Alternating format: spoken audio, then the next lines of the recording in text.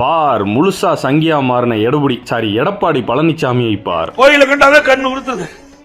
அது இருக்கிற பணத்தை எல்லாம் எடுத்து கோயில்ல இருக்க பணத்தை பூரா அதாங்க அந்த உண்டியல் காசை பூரா எடுத்து அவன் சொத்தை சேர்த்துட்டாங்க அப்படின்னு அண்ணன் கோவமா சொல்ல போறாப்ல எதிர்பார்த்தேன். ஆனா அண்ணன் சொன்னது என்ன தெரியுமா? கோயில கண்டாதான் கண்ணு உறுத்துது.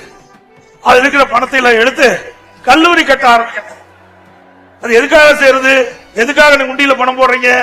அந்த கோயில அபிவிருத்தி பண்ணுவோம். மைக்க குர்றா இப்போ. அதாவது அண்ணனோட ஆதங்கம்லாம் என்னன்னா, கோயில்ல உண்டியல் பணத்தை எடுத்து கல்லூரி கட்டிட்டாங்களாம். அதுதான் அண்ணனோட ஆதங்கம். அதை எடுத்து ஒண்ணு திருட்டுத்தனமா எதுவும் பண்ணிடல. கோவில் பணத்தை எடுத்து படிப்பு சம்பந்தமான ஒரு விஷயத்தை தானே பண்ணிருக்காங்க. பிஜேபியோட கூட்டணி தாங்க வச்சிருக்கீங்க. அதுக்காக மலுமட்டி சங்கியாவே மாறிட்டீங்களா? அதானே சொல் புத்தியும் இல்ல சுய புத்தியும் இல்ல என்னத்தை சொல்றது. அதாவது அடுத்த ஆட்சியை பிடிக்கணும்னா இந்த ஆட்சியை குறை சொல்றதுக்கு என்ன வேணா காரணம் சொல்லலாம். அதை விட்டு வடக்குல பண்ற மாதிரி சாமி கோவில்னு கல்லூரியோட ஒப்பிட்டு ஒரு பிரச்சாரத்தை பண்றாப்லைனா இவர் பண்ணிருக்க மாட்டார். இவருக்கு பின்னாடி இருக்கிற அந்த சங்கி கூட்டம் எழுதி கொடுத்து பேச சொல்லி இருக்கு. இவர் பேசிக்கிட்டு இருக்காப்ல. என்ன பேசுறோம் ஏது பேசுறோம்னு தெரியாத சந்தேகம்னா பாருங்க, பின்னாடி 2-3 பேப்பர் வச்சுட்டு ஒரு ஆள் நிக்கிறாப்ல. எல்லாம் நம்ம சாட்டையடி பார்ட்டி எழுதி கொடுத்தா இருக்கு, வேற யாரு? அதாவது இந்த மனுஷன் எடப்பாடி பழனிசாமி மேல கொஞ்சம் மரியாதை இருந்துச்சு, அதை கொஞ்சம் கொஞ்சமா கெடுத்துக்கிட்டு இருக்காப்ல இந்த சங்கி பயிலோட சேர்ந்து. அதானே இவங்க தான் படுத்தே விட்டாங்களே. முருகன் பேரை சொல்லி அவங்க அரசியல் மாநாடு நடத்துறவங்க கட்சி பேர்ல இருக்க அண்ணாவோட ஐடியாலஜியவே எதிர்த்து பேசிக்கிட்டு இருக்காங்க. வாயை மூடிட்டு உட்கார்ந்து இருந்தவங்க தானே இவங்கள்ட்ட வேற என்ன எதிர்பார்க்க முடியும்?